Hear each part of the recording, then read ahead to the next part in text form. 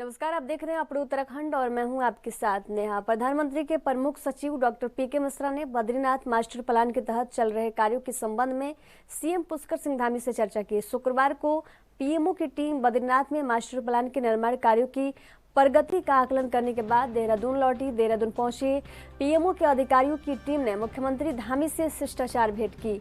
PMO की team ने सलाहकार अमित खरे, उप सचिव मंगेश घिल्डियाल भी शामिल थे।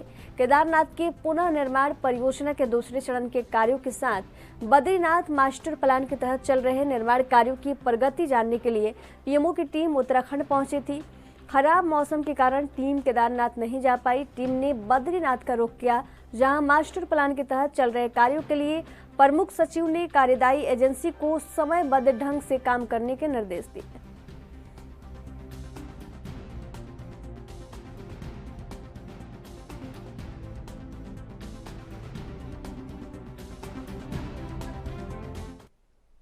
वहीं कांग्रेस के प्रदेश अध्यक्ष करण मारा ने प्रेस कॉन्फ्रेंस कर बीजेपी सरकार के विधायक मदन कौशिक और नेताओं पर सबसे बड़ा लैंड जिहाद करने का आरोप लगाया। करण मारा ने आरोप लगाते हुए कहा कि लैंड जिहाद के विधायक सबसे बड़ा लैंड जिहाद कर रहे हैं।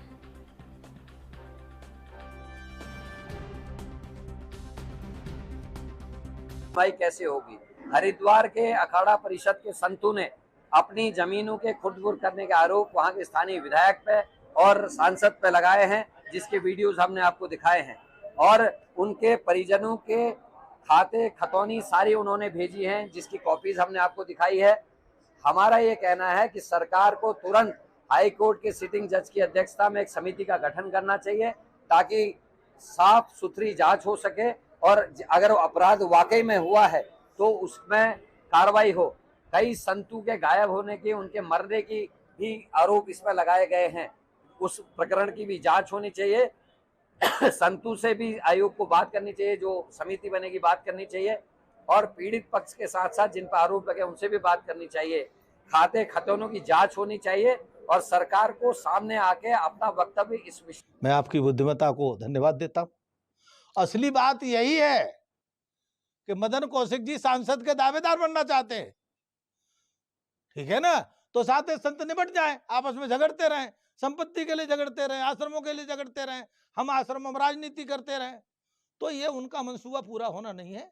और हमने तो आज सुना है कि मदन कौशिक ने थ्रेट दी है कि महात्मा हमारा क्या कर लेंगे, विधायक से आगे के, विधायक से तो नीचे कुछ नहीं कर लेंगे। तो मैं उनको ये बता देना चाहे हूँ, विधायक से आगे पैदल होते हैं, तो आप अगर पैदल होने की तैयारी करना चाहते हैं। देहरादून समेत प्रदेश के कई क्षेत्रों में तेज बारिश का सिलसिला देखने को मिला। मौसम विभाग ने पहले ही बारिश का पूर्वानुमान जारी किया था। मौसम में आए बदलाव से तापमान में गिरावट देखने को मिली है। वहीं मौसम विभाग ने उत्तराखंड में 25 जून तक बारिश और तेज हवाओं का ऑरेंज अलर्ट जारी किया है। 25 जून से बारिश में और तेजी आएगी। यह समय मानसून के औपचारिक तौर पर उत्तराखंड पहुंचने का रहेगा। नदी के किनारे रहने वाले और यात्रा पर आने वाले को सावधानी बरतने की सलाह दी गई।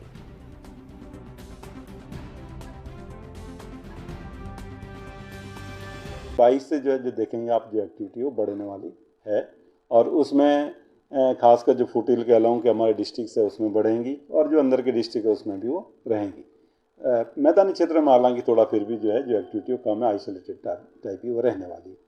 तो जो मैंने आप कही है कि जो एक्टिविटी बढ़ने की अगर बात है तो 24 तारीख से बढ़ेगी।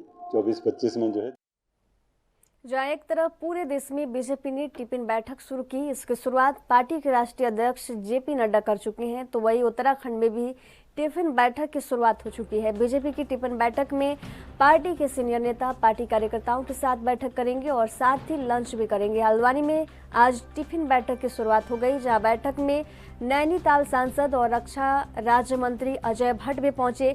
अजय भट्ट ने बैठक के बाद बीजेपी कार्यकर्ताओं के साथ टिफिन में लगे खाने को सभी के साथ मिलकर खाया। तो वही इस दौरान अजय भट्ट ने कहा कि टिफिन मीटिंग के जरिए पार्टी सभी कार्यकर्ताओं को ये संदेश दे रही है कि बीजेपी नेता और कार्यकर्ता में कोई अंतर नहीं है।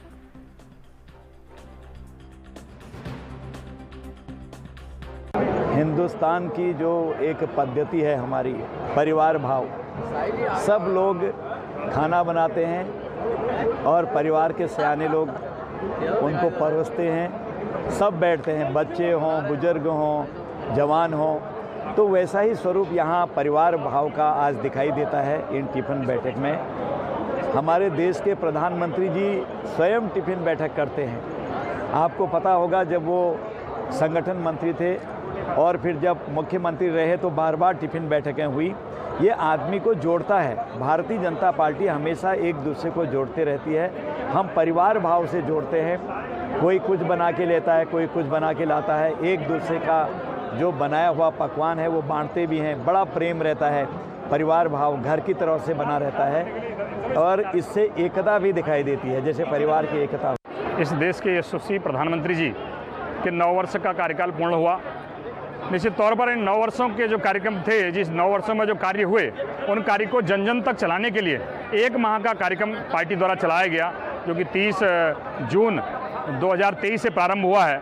और इसी के तहत हमारे विभिन्न कार्यक्रम होने हैं और इसी के तहत एक पारिवारिक परिवेश में प्रत्येक व्यक्ति अपने घर से भोजन लेकर आए। सहभोज का ये कार्यक्रम हो रहा है, क्योंकि यहाँ पर अभी सभी हमारे परिवार के, भारतीय जनता परिवार से लेकर के जनता के लोग जो हैं वो विभिन्न घरों से अपने खुद ही बना करके विभिन्न प्रकार के मिलेट्स और व्यंजन अपने अपने लेकर आए हैं, ताकि एक पूरे परिवार के रूप में हम इस देश को। लालकुआं विधानसभा क्षेत्र के अंतर्गत बागजला में वन विभाग पर चल रहे खरीद फरोख्त के मामले में नया खुलासा सामने आया है। यहाँ शिकायतकर्ता ही वन भूमि की बिक्री का सबसे बड़ा सौदागर बताया जा रहा है, जो कि पिछले लंबे समय से लोगों को वन भूमि औने पौने दामों में बेचता आ रहा है। मामले का खुलासा एक स्थानीय समाज सेवी ने उसके द्वारा बेची गई जमीन के स्टाम्पों से किया। वही जिस तरह से 10 रुपए के स्टाम्पों पर वन भूमि बेची और खरीदी जा रही है, उसे पता चलता है कि वन विभाग के इस काले कारनामे में कहीं ना कहीं शामिल है।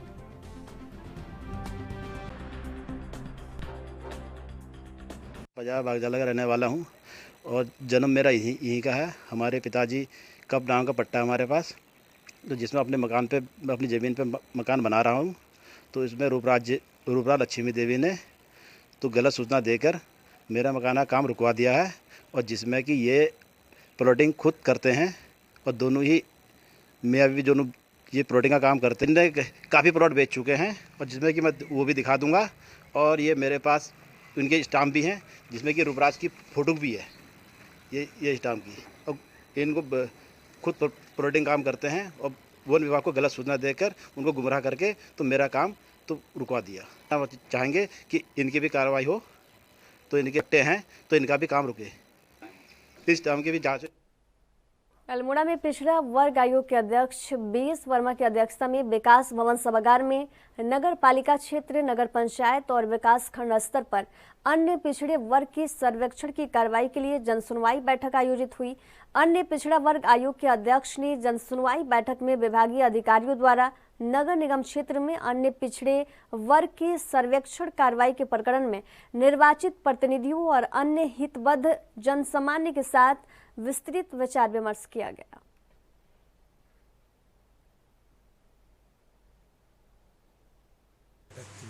ये जो स्थानीय निकाय के चुनाव होने हैं, नगर पालिका या जिला पंचायती, इसमें इनका ओबीसी का कितना प्रतिशत आरक्षण होगा, इसकी जनसुनवाई का कार्यक्रम है।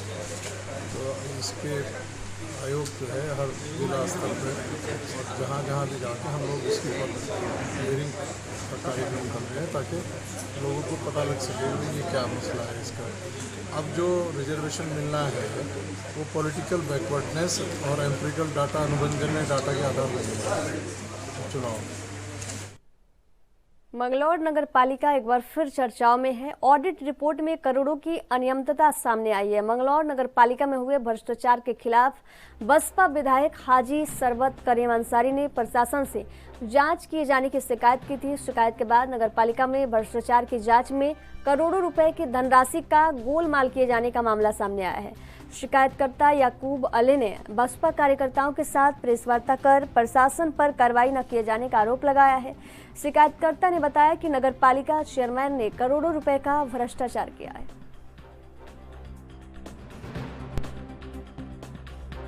पहले तो मैं आप लोगों का धन्यवाद देना चाहता हूँ कि आपके माध्यम से मेरी आवाज़ को शासन, प्रशासन और सरकार तक आप पहुँचाने का कार्य करते हैं। ये बहुत सराहनीय कार्य है आपका। इसमें जो है हमने शिकायत करी, सरकार को शिकायत करी, शासन में शिकायत करी यहाँ तक कि जो है क्या घोटाले साबित हो गए। एक जीएसटी विभाग द्वारा घोटाला 2,12,34,000 रुपये का साबित हो गया। इसमें आज तक सरकार द्वारा, शासन द्वारा कोई वसूली क्यों नहीं की गई। उससे पहले भी मैंने 12/7/2021 को जो है एक जो है मुख्य सचिव जी को जो है शिकायत कराई थी। उसमें 30/11/2022 को संज्ञान लिया गया, जिसमें शहरी विकास निदेशालय द्वारा जांच समिति बनाकर जांच कराई गई, जिसमें नगर पालिका के चेयरमैन पर ये जो है सारे भ्रष्टाचार सिद्ध हो गए, मगर सरकार और शासन द्वारा आज तक कोई कार्रवाई जो है अमल में नहीं लगता हूँ। अभिनंदन करता हूँ और आपके माध्यम से सरकार से ये मांग करता हूँ, नगर पालिका पे जो भ्रष्टाचार की जांचें चल रही थी, उन जांचों में भ्रष्टाचार लिप्त पाई गई। नगर पालिका पूरी की पूरी नगर पालिका लिप्त पाई गई। इसका एक जीता जागता उदाहरण ये है, 12 अप्रैल 2023 में एक ऑडिट रिपोर्ट आई है, जिसमें 2,12,000 रुपये और 15,94,000 रुपये जीएसटी का ये एक्स्ट्रा, मतलब ये फालतू पेमेंट हो चुका है। मैं ये तो इसकी अभी तक रिकवरी क्यों नहीं की गई। मार्च 23 में एक ऑडिट हुआ था, अकाउंटेंट जनरल देहरादून की टीम आई थी, जिसमें 3 ऑडिटर थे। उन्होंने जांच में जो है कूड़े को लेकर जो है एक आपत्ति व्यक्त की थी कि भाई आपने कूड़े को। उत्तराखंड के देहरादून से खबर है, जहां सेवा योजना विभाग द्वारा 24 जून को रोजगार मेला लगाया जाएगा। आपको बता दें कि कौशल विकास योजना कार्यालय में ये रोजगार मेला का आयोजन होगा, जिसमें आजाद रोजगार मिलेगा और इसमें करीब 56 निजी कंपनियों युवाओं को रोजगार के अवसर देगी। इसमें 10वीं पास से लेकर पोस्ट ग्रेजुएट युवाओं की योग्यता के अनुसार उन्हें चुना जाएगा।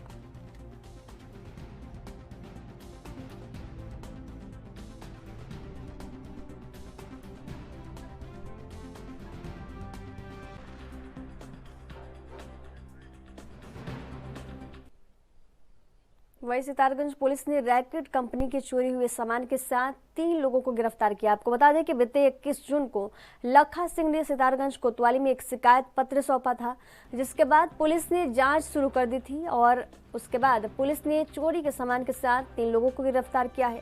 साथ ही पकड़े गए तीनों अभियुक्तों को खिलाफ मुकदमा दर्ज कर न्यायालय में पेश कर दिया है और आगे की कार्रवाई में जुट गई।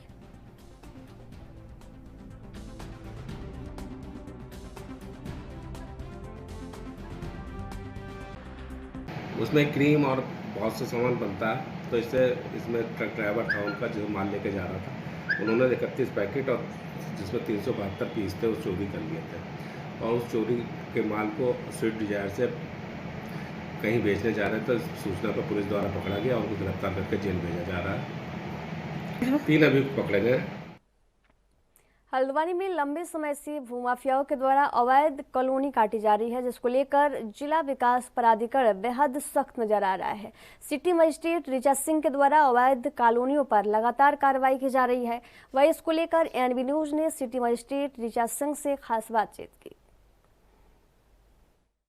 हल्द्वानी में लंबे समय से यहाँ भूमाफियाओं के द्वारा जो अवैध कॉलोनी काटी जा रही है, उसको लेकर के जिला प्राधिकरण अब बेहद ही सख्त नज़र आ रहा है। यहाँ पर बात की जाए, जो सिटी मजिस्ट्रेट हैं ऋचा सिंह, उनकी तरफ से लगातार कार्रवाई की जा रही है उन सभी जगह पर जहाँ पर अवैध जो कॉलोनियाँ काटने को लेकर के यहाँ पर जो ज़मीन कहीं ना कहीं घेरी जा रही है, उसको लेकर के यहाँ कार्रवाई की जा रही है। लंबे समय से जो शिकायतें लगातार मिल रही थी, उसमें खुद मौके पर यहाँ पर सिटी मजिस्ट्रेट पहुँच रही हैं और कार्रवाई लगातार की जा रही है। अब देख सकते हैं, मैं अभी मौजूद हूँ हल्द्वानी के गोलाबाड़ क्षेत्र में और यहाँ पर एक तरफ भंडारण यहाँ पर किया जा रहा है रेता बजरी का, और दूसरी तरफ कॉलोनी काट दी गई है। और ये क्योंकि प्रथम दृष्टा सिटी मजिस्ट्रेट की तरफ से भी कहा गया है कि ये अवैध बताई जा रही है और इसके मालिक से हालांकि जो इस अवैध कॉलोनी को काट रहा है उससे संपर्क किया गया, लेकिन वो यहाँ पर आने को तैयार नहीं। उसको लेकर के अब कहीं ना कहीं जिला प्रशासन यहाँ पर कार्रवाई करने जा रहा है। सख्त रवैया कहीं ना कहीं अपनाया हुआ है और जो भूमि माफिया उनको कहीं ना कहीं यहाँ पर सबक सिखाने की जो तैयारी है वो लगातार प्रशासन कर रहा है। मैम, किस प्रकार से कार्रवाई की जा रही है? लगातार आपकी तरफ से उन सभी जगहों को चिन्हित किया जा रहा है जो अवैध कॉलोनियाँ यहाँ पर काटी जा रही हैं और कहीं ना कहीं भूमाफिया लगातार कब्जा कर रहे हैं ज़मीनों पर। देखिए, अवैध कॉलोनियों को लेकर लगातार हमारे उच्च अधिकारियों द्वारा निर्देश दिए गए हैं और स्वयं भी इसमें लगातार हमारी टीम कार्रवाई कर रही है। इसी क्रम में सूचना प्राप्त हुई थी कि गौजाजाली क्षेत्र में कोई कॉलोनी कट रही है और कोई भी कॉलोनी अभी हमारे यहाँ से अप्रूव नहीं है। आज हम लोगों ने इसका मौका निरीक्षण किया है। इसमें अभी ये नई विकसित कॉलोनी दिखाई पड़ रही है। इन्होंने अभी रोड डाला है और इन्हें मौके पर भी बुलाया जा रहा है। इसके अलावा इसमें तत्काल जो हमारी आगे की कार्रवाई है, इस पर रोक लगाए जाने की और जो इसका सील चालान है वो कार्रवाई की जा रही है। अमित चौधरी। देहरादून में चाय बागान की जमीन को बीजेपी कार्यालय बनाने के लिए फर्जी दस्तावेजों पर खरीदने के मामले में दिए गए नोटिस पर तत्कालीन बीजेपी प्रदेश अध्यक्ष बिशन सिंह चुफाल ने एडीएम कोर्ट में अपना जवाब दाखिल किया।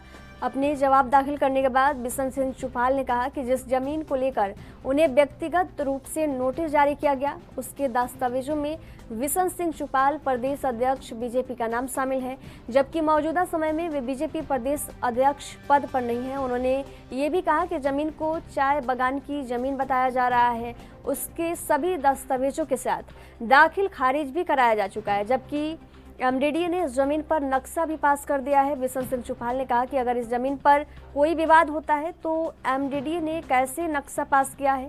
उन्होंने कहा कि इस प्रकरण में वे जल्द कानूनी सलाह लेने वाले हैं।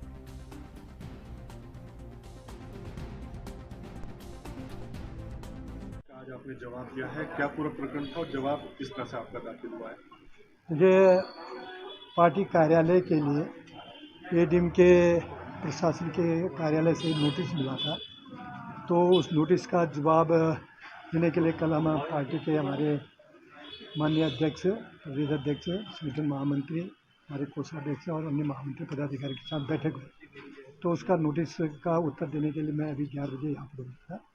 जो एडीएम के द्वारा प्रशासन की ओर से जो नोटिस मिला वो व्यक्तिगत बिशन सिंह चुफाल सन ऑफ श्री नारायण सिंह चुफाल के नाम से मिला, जबकि रजिस्ट्री हुई है बिशन सिंह चुफाल सन ऑफ नारायण सिंह प्रदेश अध्यक्ष भारतीय जनता पार्टी बलबीर रोड इस नाम से रजिस्ट्री हुई। तो दाखिल खारिज में भी इसका नाम चला हुआ है। तो बहुत सारे लोग और दाखिल खारिज में भी इसका नाम चला हुआ है। इसके साथ इसके लिए खाता खतौनी के साथ साथ दाखिल खारिज भी हुआ है और इसका नक्शा प्लान भी पास हुआ भवन की। तो ये जो भूमि जिस प्रकार से पत्रकारों में मीडिया में जिसको पढ़ने को मिला विवादित है, ये कहीं भी। उत्तराखंड में ड्रग फ्री उत्तराखंड पखवाड़ा मनाया जा रहा है। आज डीजीपी की अगुवाई में पुलिस अधिकारियों की अहम बैठक बुलाई गई, जिसमें सभी ने उत्तराखंड को नशा मुक्त बनाने की शपथ ली। इस दौरान डीजीपी ने बताया कि उत्तराखंड को हर हाल में ड्रग फ्री बनाया जाएगा। उन्होंने कहा कि इस बैठक में कई स्टेक होल्डर समेत विभागों को भी शामिल किया गया है। उन्होंने आगे कहा कि सीएम धामी ने कड़े निर्देश दिए हैं, ड्रग्स के खिलाफ कड़ा अभियान चलाया जाए, जिसके लिए पुलिस लगातार काम कर रही है। उन्होंने बताया कि पुलिस के सभी सेल्स को मजबूत किया जाएगा ताकि इस अभियान को और मजबूत किया जा सके।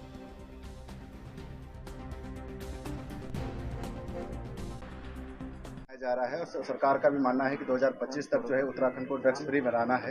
किस तरीके से सर बैठक रही और क्या कुछ? ये एंटी ड्रग्स पखवाड़ा चल रहा है अभी पूरे देश भर में एंटी ड्रग्स जागरूकता के लिए, और उसी के तहत ये आज हमने सेमिनार किया है जिसमें विभिन्न स्टेक होल्डर्स को शामिल किया गया, विभिन्न विभागों को शामिल किया गया, ड्रग डी एडिक्शन सेंटर वालों को बुलाया, शिक्षा विभाग, समाज कल्याण, सबको बुलाया। और हमने जो है हमारा प्रयास है, जो माननीय मुख्यमंत्री जी का मिशन है कि 2025 तक देवभूमि को ड्रग्स फ्री बनाना है, उसी की ओर हमारे ये सब कदम हैं। और जो भी हमारे एनफोर्समेंट में जो भी गैप्स होंगे उसी को प्लग करने के लिए कि कहाँ लूप होल है, कहाँ कमी रह जा रही है, हम जीरो पे क्यों नहीं ला पा रहे हैं, उसी के लिए आज हमने मंथन किया है और इसको और भी आगे बढ़ाएंगे। और जैसे हमारी एएनटीएफ है जो स्टेट लेवल पे है, डिस्ट्रिक्ट लेवल पे है, उनको और प्रभावशाली बनाएंगे जिससे कि हम ड्रग्स की समस्या को जो है पूरी तरह से खत्म कर सकें। जो इसका डिमांड साइड है उसको भी कंट्रोल करने के लिए हम लोग जो है हमेशा लगे रहते हैं, समाज में जागरूकता फैलाते हैं। ये पखवाड़ा भी उसी का एक वो है जिससे कि आम आदमी जागरूक हो। इसके दौरान एक गांव से जवान युवक सामने आया जिसने कहा हमने गांव में अपने पूरा प्रण ले लिया है कि हम गांव में इसको नहीं फैलने देंगे, तो फिर वो ऐसे लोगों को अरेस्ट करवाते हैं। ऐसे ड्रग्स का धंधा करने वाले की कमर तोड़ने के लिए पुलिस लगातार प्रयास करती हुई दिखाई दे रही है। इसी कड़ी में मुनिकरेती थाना पुलिस ने युवाओं को ड्रग्स के दुष्परिणामों के बारे में जानकारी देकर जागरूक किया।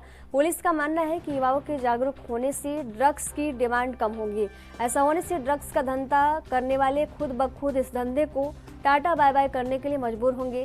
बाकी पुलिस ड्रग्स पैडलरों को सूचना के आधार पर गिरफ्तार कर जेल पहुंचाने का काम करने में लगी है। इंस्पेक्टर रितेश शाह ने बताया कि एसएससी नवनीत भुल्लर के निर्देश पर थाना क्षेत्र अंतर्गत सभी स्कूलों में जाकर युवाओं को जागरूक करने का प्रयास पुलिस कर रही है।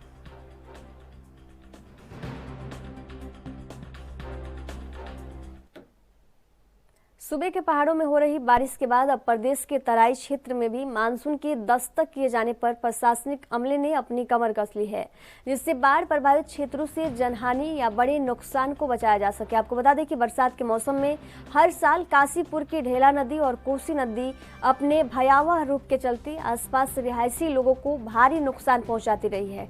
इसी के मद्देनजर इस बार काशीपुर प्रशासनिक अमले ने बाढ़ प्रभावित क्षेत्रों में रह रहे लोगों को नुकसान से बचाने के लिए ऐसे इलाकों में 8 बाढ़ चौकियां और 2 राहत बचाव केंद्र बनाकर अपने कर्मचारियों को तैनात किया है।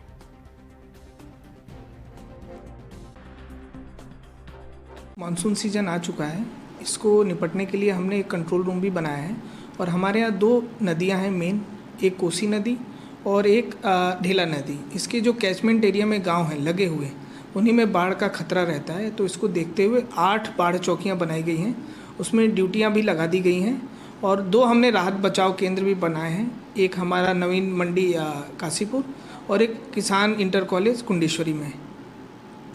अब सर, जिस तरीके से ढेला नदी और कोसी नदी में अक्सर जो है बाढ़ के सीजन में, बरसात के सीजन में ये अपना भयावह रूप ले जाती हैं, वहीं आसपास के अगर इलाके को देखें तो इनका इर्द गिर्द जो है बहुतायत में जो है रिहायशी इलाका है, क्या उनको भी बाहर निकालने के लिए कोई मुनादी वगैरह करवाई गई है? हाँ, इसमें मैं आपको बताना चाहूँगा कि दोनों नदी जो हैं कोसी और ढेला, ये हमारे यहाँ आने से पहले ये हमारे से ऊपर क्षेत्र जो है रामनगर के आसपास ही इससे आती हैं, तो वहाँ से भी हम लगातार संपर्क में रहते हैं। जैसे अगर पानी बढ़ता है तो हमें इसकी सूचना ऊपर बैराज से और डैम से भी आती है, तो समय रहते हम लोगों को वहाँ से गांव से जो लगे हुए गांव हैं ढेला या कोसी से, वहाँ से हम लोगों को रेस्क्यू कर लेते हैं, पहले ही कर लेते हैं और समय समय पे ज़रूरत पड़ने पे हम वहाँ पे अनाउंसमेंट भी कराते हैं।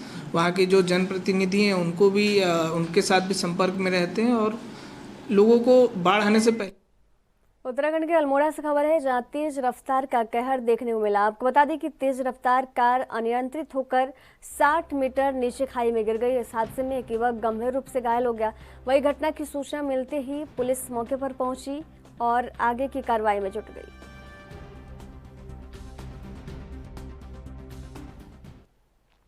विश्व प्रसिद्ध हरिद्वार की हर की पौड़ी से आगामी 4 जुलाई को शुरू होने जा रही कांवड़ मेले की व्यवस्थाओं का जायजा लेने के लिए उत्तराखंड सरकार के पर्यटन मंत्री सतपाल महाराज हरिद्वार पहुंचे, जहां उन्होंने सीसीआर में आला अधिकारियों के साथ बैठक कर कांवड़ मेले के दौरान होने वाले व्यवस्थाओं की जानकारी ली। साथ ही अधूरे पड़े कार्यों को जल्द से जल्द पूरा करने के निर्देश दिए। आपको बता दें कि कांवड़ मेले के दौरान कांवड़ियों पर हेलीकॉप्टर द्वारा पुष्प वर्षा भी की जाएगी। कांवड़ पटरी पर जो सड़कें टूटी हैं उनकी मरम्मत करने के निर्देश दिए गए हैं। इस दौरान जिला प्रशासन और पुलिस प्रशासन भी मौजूद रहा। कांवड़ मेले के दौरान कांवड़ियों को किसी प्रकार की दिक्कतों का सामना न करने पड़े, इसका भी विशेष ध्यान दिया जाएगा।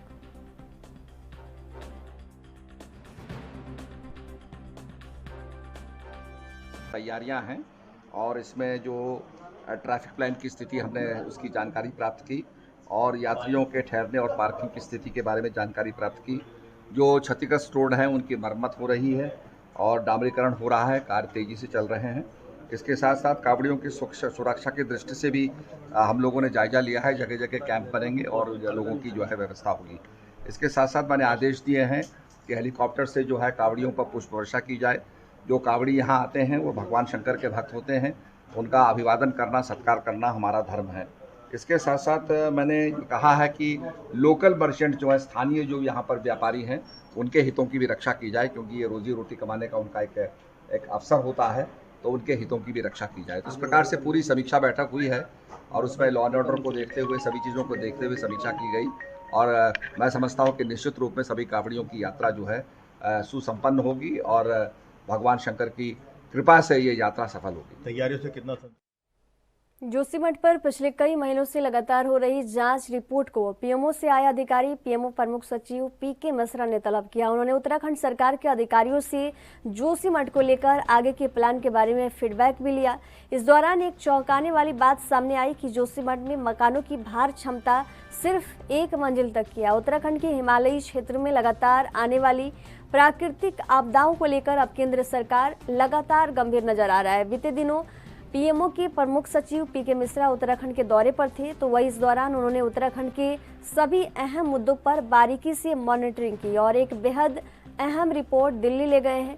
पीएमओ के प्रमुख सचिव पीके मिश्रा ने अपने उत्तराखंड दौरे के दौरान केदारनाथ धाम और बद्रीनाथ धाम में पुनर्निर्माण कार्यों का स्थलीय निरीक्षण किया।